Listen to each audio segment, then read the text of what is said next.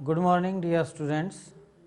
Today I am going to deliver lecture on 12th class biology topic human evolution. Myself Dr. Madhup Sharma, Department of Education Haryana. तो आज जो topic मैं आपके साथ चर्चा कर रहा हूँ वो है ह्यूमन इवोल्यूशन या evolution of man. So in this particular topic we will discuss about the evolution. तो उसके अंदर हम दो भागों में से बांट लेंगे, pre human evolution and human evolutions of human beings. We will discuss definitely pre human evolution and origin of primates, what are the different adaptation for arboreal life of man, what are the Simian evolution, relationship between ape and man, divergence of simians, early human ancestors. So all this topic which I told you now will be discussed during the course of lecture. So let's first we discuss about the human classification. Before going into the evolution of man, it is very essential that we must at least know about the human classification, what the human classification is, where we stands. So we come into the kingdom Animalia that requires organic matter. Phylum is Chordata, the character of Chordata is notochord present, that in the class Mammalia, and the characters of the class Mammalia are hair, pinna, mammary glands. These should be present there. As far as the order is concerned, that is Primata, जिससे कि word बना है primate. तो इस Primata order के अंदर क्या होने चाहिए, nail over the digits. Then comes the family. Family is hominidae, इसके अंदर जो विशेष करेक्टर्स हैं उसके फैमिली होमिनिडिया के, वो है इरेक्ट पोस्चर यानी कि सीधा पोस्चर और बाईपेडल लोकोमोशंस। उसके अलावा जीनस होमो है और स्पीसीज सैपियंस है जिसके करेक्टर हैं skilful.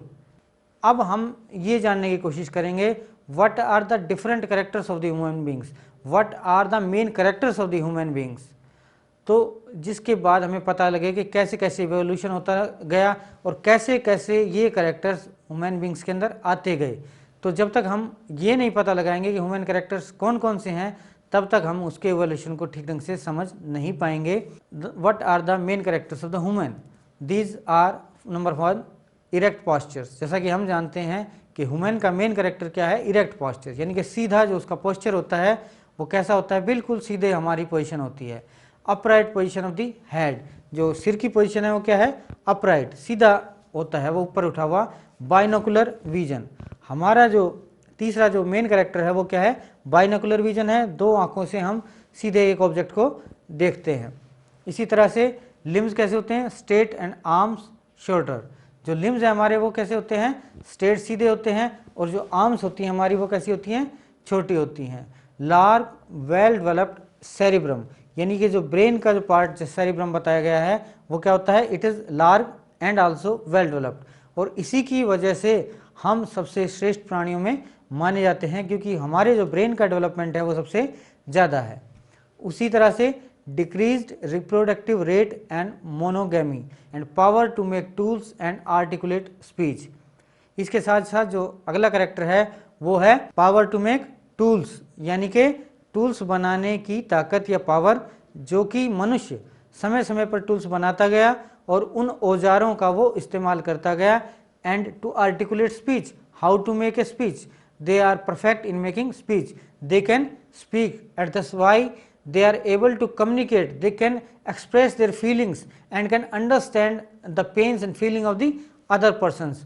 So whatever the problem they have, they can communicate with the some other persons. So this is one of the most important characters in their evolution. So let's discuss about the pre-human evolution. What the pre-human evolution is, कि evolution जो man का हुआ उससे पहले क्या क्या changes आए।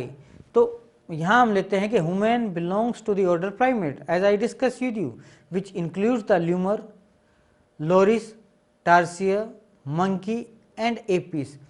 These are also called anthropoids. तो हम ये क्या करते हैं कि जो ह्यूमन बीइंग है वो किस ऑर्डर से बिलोंग करता है, प्राइमेट से करता है। और उसके अंदर लूमर, लॉरिस, टर्स, मंकी और एपिस आते हैं और इनको हम क्या बोलते हैं, एंथ्रोपॉइड्स। एंथ्रोपॉइड्स के अंदर नो डाउट मैन भी आते हैं, एपिस भी और monkey. Humans are closer to apes in physiology. जहाँ तक फंक्शनिंग की हम बात करते हैं, so human beings are more closer to apes than the monkey, monkeys are closer to apes, so there is a chain between them. तो जैसे कि फिजियोलॉजी हम करें, उसकी फंक्शनिंग जो हमारी है और जो एपिस की है वो लगभग मिलती जुलती है। कुछ एक ब्लड ग्रुप, जैसे ब्लड ग्रुप ए और ब्लड ग्रुप बी भी लगभग दोनों के अंदर मिलता जुलता है। So evolution of human is studied as pre human evolution.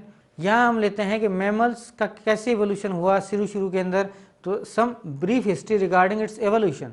So mammals evolved in the Jurassic period about 195 million years ago from cynodont reptiles. So early mammals were small shoe-like insectivores with dinosaurs.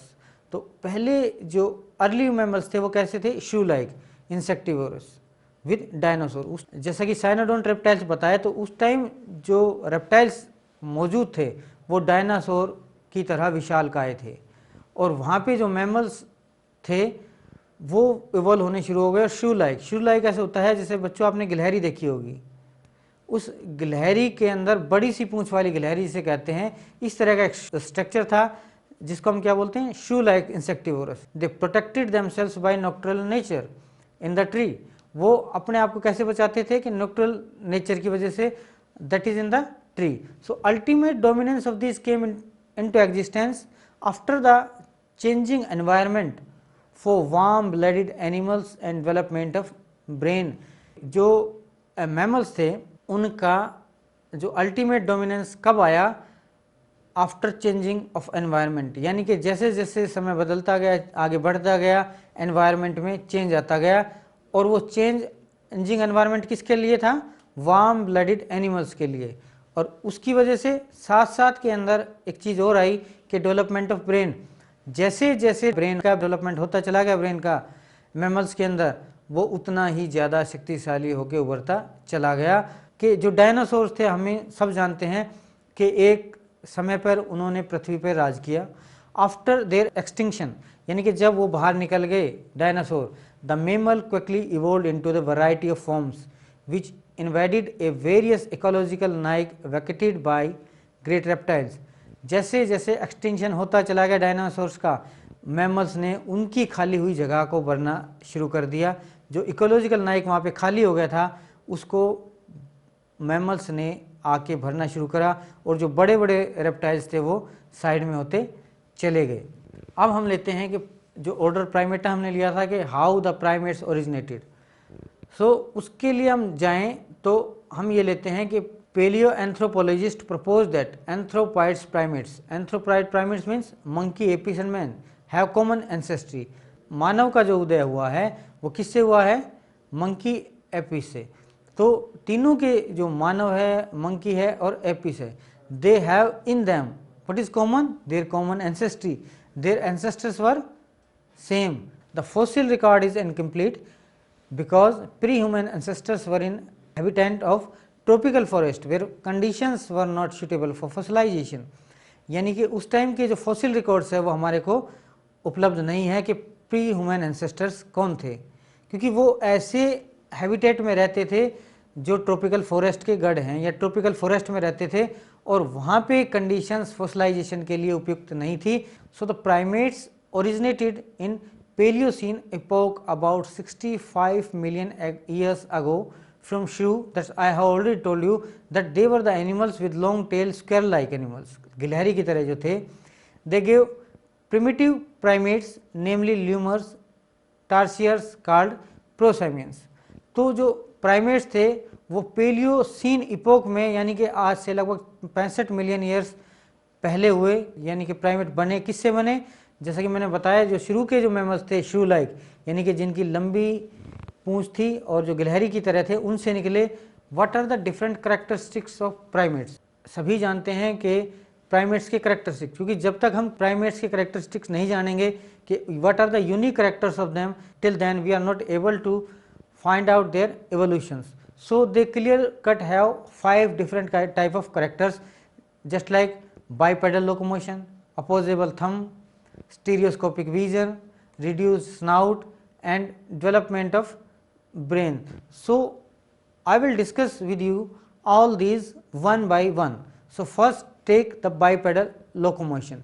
What the bipedal locomotion is? As the name clearly indicate, bipedal means the locomotion by two pedals, यानी कि दो पाँव से चलना. Hind limbs for walking resulting the change in the skeleton particularly spines and girdles. तो यहाँ पे क्या हुआ, जो हिंड लिम्स थे उसके पीछे के, जिसे हम पाँव बोलते हैं, वो किसके लिए, उससे वो चलते थे वॉकिंग के लिए. तो उसका रिजल्ट क्या हुआ कि स्केलेटन में चेंज हुआ. और वो चेंज कहाँ हुआ, मुख्य रूप से स्पाइंस और गिर्डल्स, यानी कि पेक्टोरल गिर्डल्स और पेल्विक गिर्डल्स, उसके अंदर वो चेंज आया. इसी तरह से जो स्पाइंस थी, जिसको हम रीढ़ की हड्डी के अंदर लेते हैं, उन स्पाइंस के अंदर भी चेंज आए और वो सीधा चलने लग गया. इसी तरह से फोर लिम्स थे, दे बिकम स्पेशलाइज्ड फॉर ब्रांचिएशन, यानी कि ट्री स्विंग, यानी कि एक पेड़ को पकड़ के कूद जाना दूसरे को, जैसे आज भी मंकी करते हैं, आपने देखा होगा, एपिस है वो भी. तो उसके अंदर स्पेशलाइजेशन आने लगी फोर लिम्स के अंदर, और वो स्विंग करने लगे एक ट्री से दूसरे ट्री के ऊपर. तो ये उनका स्पेशलाइजेशन हो गया फोर लिम्स के, और हिंड लिम्स के अंदर वॉकिंग के अंदर हो गया, जिनसे उनकी स्पाइंस और गिर्डल में चेंजेज आए. दूसरा जो करेक्टर्स हम लेते हैं वो है अपोजेबल थंब, यानी कि अपोजेबल थंब. तो जो development of grasping hand and feet occurred with the bipedal to hold branches firmly for secure tree life. तो उसने क्या करा कि धीरे धीरे जो करेक्टर ये डेवलप हुआ, उसमें वो ग्रास्प, किसी चीज़ को पकड़ना हाथ से या पाँव से होने लगा, और साथ साथ क्या था, बाइपेडल लोकोमोशन से चलना और हाथ और पाँव से किसी चीज़ को होल्ड करना है, पकड़ना ब्रांचेज को पूरी शक्ति के साथ. For secure tree life and opposable thumb also help in taking food using a stool. तीसरा जो हम यहाँ लेते हैं stereoscopic vision, clearly indicate that eye started to shift from lateral side to the front side, यानी कि side से बिल्कुल फ्रंट में आ गई, to the head to like closer together with the parallel optical axis, यानी कि किसी चीज़ को देखने के लिए बिल्कुल पैरेलल ऑप्टिक एक्सिस वो बना लेती हैं. This gave stereoscopic vision for judgement of distance. Increasing number of rod and cone provided sharp eyesight. तो जैसे जैसे ये होता गया, तो यहाँ क्या हुआ, रोड और कोन सेल की संख्या बढ़ गई. अब रोड और कोन सेल की संख्या बढ़ी, तो जैसे जैसे इनकी संख्या बढ़ती चली गई, तो हमारी जो आई साइट थी वो शार्प होती चली गई, यानी कि हम अलग अलग कलर को भी देखने लगे. Next one is the reduced snout. Snout कौन सा रीजन है, ये वाला रीजन है, क्योंकि जैसे जैसे आईज जो है वो शिफ्ट हो गई लेटरल साइड से फ्रंट साइड में हेड के, वहाँ पे जब वो शिफ्ट हुई तो उसकी शिफ्टिंग से क्या हुआ, ग्रेट डिपेंडेंस ऑन विजन. तो हमारी जो निर्भरता थी वो किस चीज़ के ऊपर ज़्यादा बढ़ गई, विजन के ऊपर, देखने के ऊपर. किसी चीज़ को हम देख के ही जल्दी से पता लगा लेते हैं. So there was a shortening of snout and reduction in sense of smell. उसके बाद आता है development of brain. Brain showed striking increase in the size. ब्रेन के अंदर साइज उसका बढ़ गया. This made them intelligent and provided better coordination in movements and cranial capacity. जैसे जैसे उसका साइड बढ़ा, हमारी इंटेलिजेंसिया बढ़ा, और इंटेलिजेंसी हमारे बढ़ने के साथ साथ हमारा जो शरीर के अलग अलग मूवमेंट थे, अलग अलग कर्तव्य थे, जो उनका आपस में कोऑर्डिनेशन या सामंजस्य स्थापित हो गया. The cranial capacity were increase which made large and rounded head. और जब क्रेनियल कैपेसिटी बढ़ी तो हमारा जो ये हेड था वो कैसा हो गया, बड़ा और गोल हेड हो गया.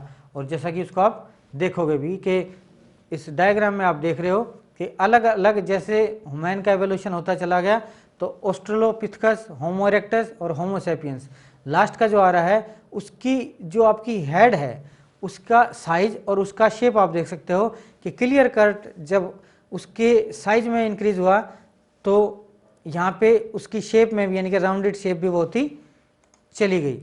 साथ साथ हमारा क्या हुआ, क्रेनियल कैपेसिटी बढ़ी ऑफ एंसेस्टर्स मैन की.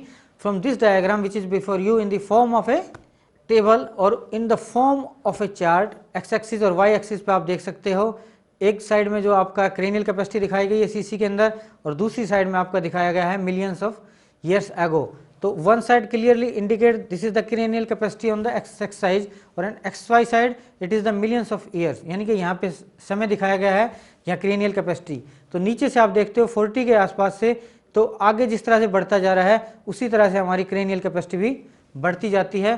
तो नीचे ऑस्ट्रेलियोपिथेकस आता है, फिर होमो हैबिकस होता है, फिर होमो इरेक्टस आता है, और फिर होमो सैपियंस आता है. तो during all these 4 diagrams, you will observe there is an increase in the cranial capacity as well as in the size of the head. Now, I will discuss with you about the evolution of the higher primates. What are the higher primates are? These are simply the simians like monkey, apes and humans, and these arise slowly and arose from the टार्सियर्स. तो ये सारे के सारे higher primates जो हैं monkey, apes और human, ये tarsier से अरोज हुए.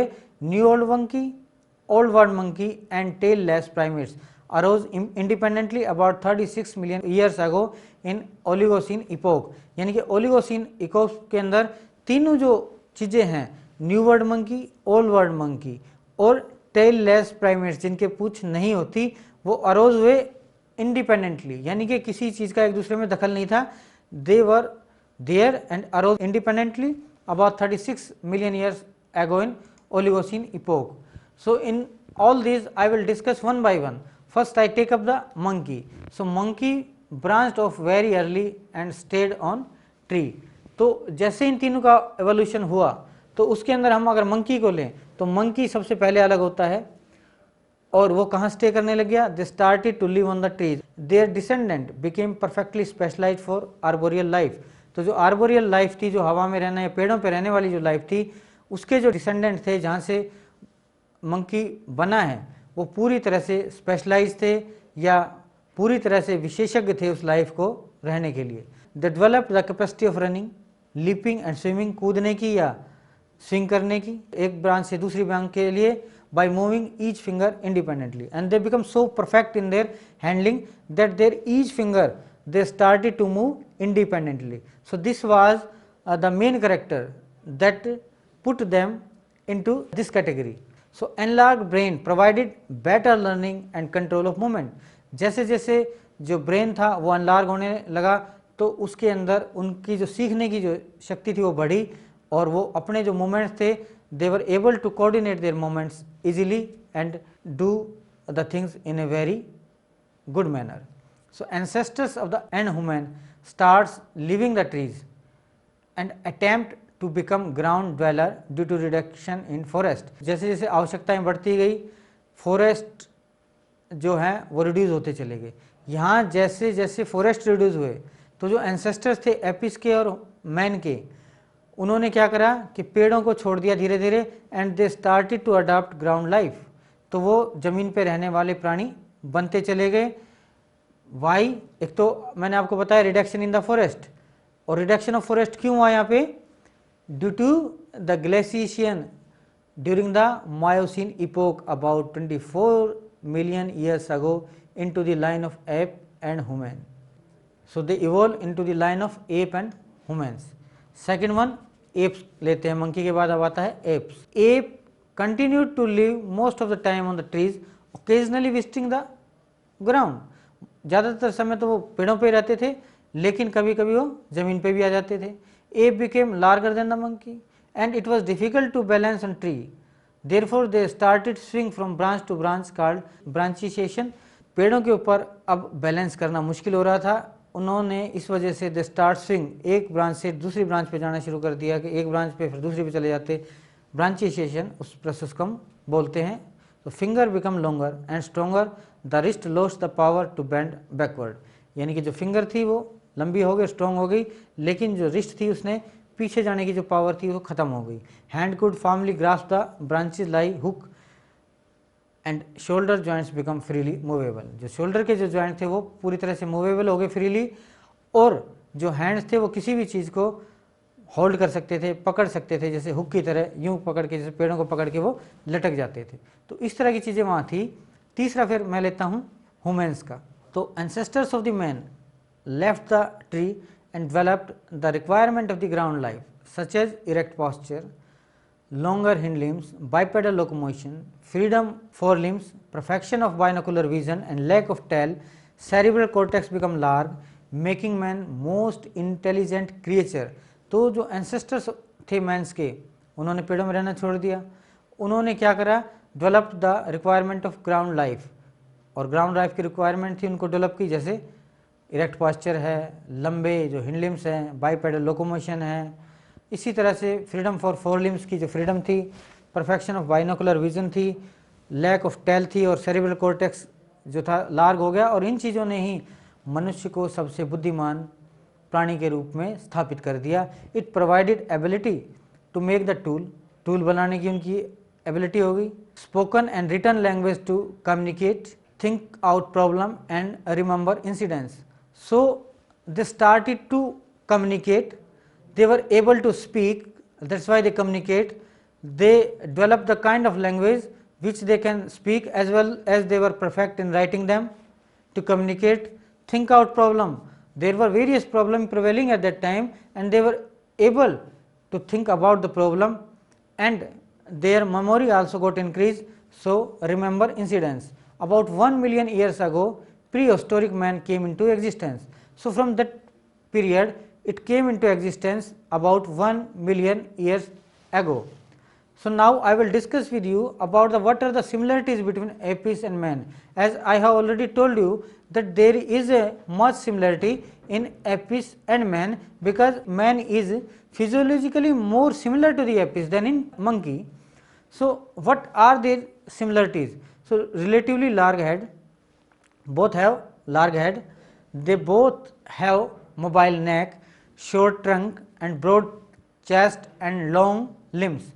तो ये जो थी लार्ज हेड, मोबाइल नेक है, शॉर्ट जो धड़ जो है वो छोटा हो गया, चेस्ट जो बड़ी हो गई, लॉन्ग लिम्प हो गए। तो large and highly convoluted brain, prominent bro ridge about the eyes, this ridge become prominent above the eyes, well developed facial muscles to express emotion as anger, happiness and no tail. So कौन से दूसरे character develop हुए? जो facial muscle develop हो गई, जिस muscles की वजह से हम अपने इमोशंस, भावों को एक्सप्रेस कर सकते हैं, जैसे दुख का और सुख का, और साथ ही साथ के अंदर हमारी जो टेल थी ह्यूमन बीइंग के अंदर वो लुप्त हो गई।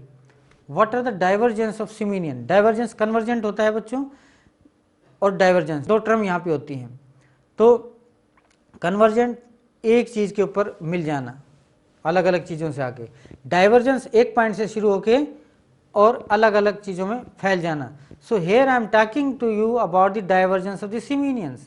सो from that particular point they got into different directions. First is Parapithecus, the earliest fossil to represent the ancestor of man and monkey is called as Parapithecus, which was discovered from Oligocene in Egypt. तो Egypt के अंदर ओलिगोसीन्स period में एक discovery हुई fossils की। जो सबसे पहले अर्लीस्ट जो फॉसिल्स हैं वो कौन से हैं? Ancestor of man and monkey, और उनको हम क्या बोलते हैं? Parapithecus. Second one is Propliopithecus, another evolutionary line arose from main trunk of primates evoluted in Miocene about 10 million years and gave rise to gibbons as Proleopithecus and Paleopithecus. Third one is Dryopithecus, a fossil of ape. Dryopithecus africans is regarded as common ancestor of man and chimpanzee, orangutan and gorilla. तो man, chimpanzee, orangutan और gorilla के common ancestor हम किसे लेते हैं? Dryopithecus Africans. From east Africa of early Miocene about 25 million years ago, which was closely related to chimpanzee but equal arms and legs. Heel indicates semi-erect posture of it. It have large brain and canines. It was arboreal and ate soft fruit and leaves. Orangutan arose from Dryopithecus about 8 million years ago.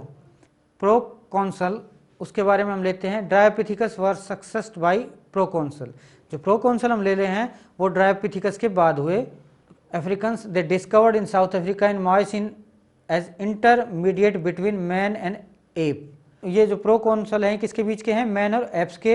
Having rounded forehead, जो forehead था उसका कैसा था? वो गोल था। And pointed canine, pointed canine जो दांत होता है कैनाइन वो पॉइंटेड था, वो किसी भी चीज़ को फाड़ने के लिए था, मांस को या दूसरी चीज़ को। It gave rise to gorilla in Pliocene about 2.3 million years एगो।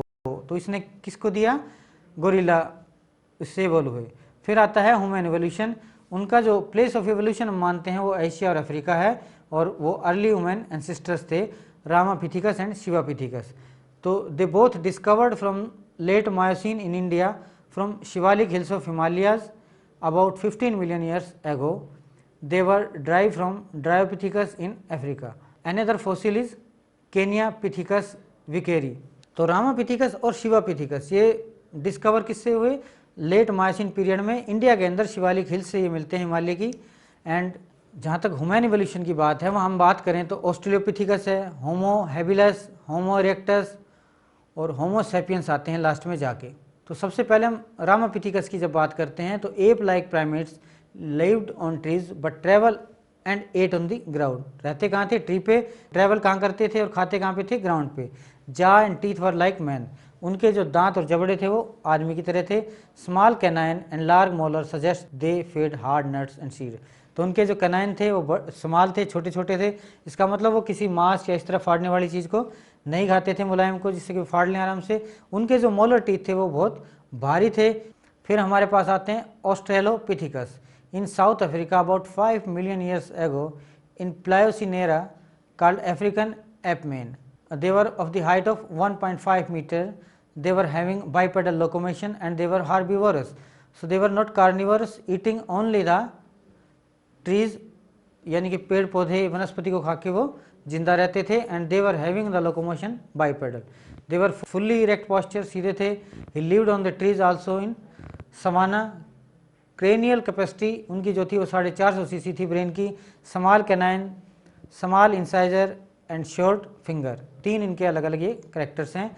Australopithecus africanus, it was about 2.5 million years ago in Africa. Their brain capacity was 45 cc. Small canine, fully erect posture, carnivorous. वहाँ वो जो हमने लिए थे वो थे हार्बिवोरस। यहाँ से वो किस पे आ गए? कार्निवोरस। क्रेनियल कैपेसिटी जो थी वो सेम है। लो फोरहेड, नीचे की तरफ था। Brow is projecting over eyes. Protruding face, lack of chin. जो फेस था वो बाहर निकला हुआ था और चिन नहीं थी, थोड़ी नहीं थी उनकी। And broad pelvic is specific feature. It gave another blind line to Australopithecus robustus and Australopithecus boisei. Next comes the Homo habilis, that is they were the tool maker. Homo means man और habilis means skilful. They were the skilful mans and they evolve about 2 million years ago in Africa with small canine and light jaw. उनके जो जबड़े थे वो बहुत light थे। ही lead community life in केव। खंदक में या केव में वो रहते थे और कम्युनिटी लाइफ व्यतीत करते थे, समूह में रह के। बाइपेडल लोकोमोशन था। This was the first fossil of Homo habilis were the first who use the tools and stones. Cranial capacity 750 cc थी, जो 450 से यहाँ 750 आ गई। Carnivorous and hunted large animals. So they started to hunt other animals because they are the carnivores and have large brain size foreshadows a social life. तो सबसे बड़ा character यहाँ था कि वो केव में रहते, सोशल लाइफ एंजॉय करते थे। Homo erectus, it was about 1.7 million years ago in the Pleistocene. Height was about 1.5 to 1.8 metre with erect posture. He made more elaborate tools of stone and bones.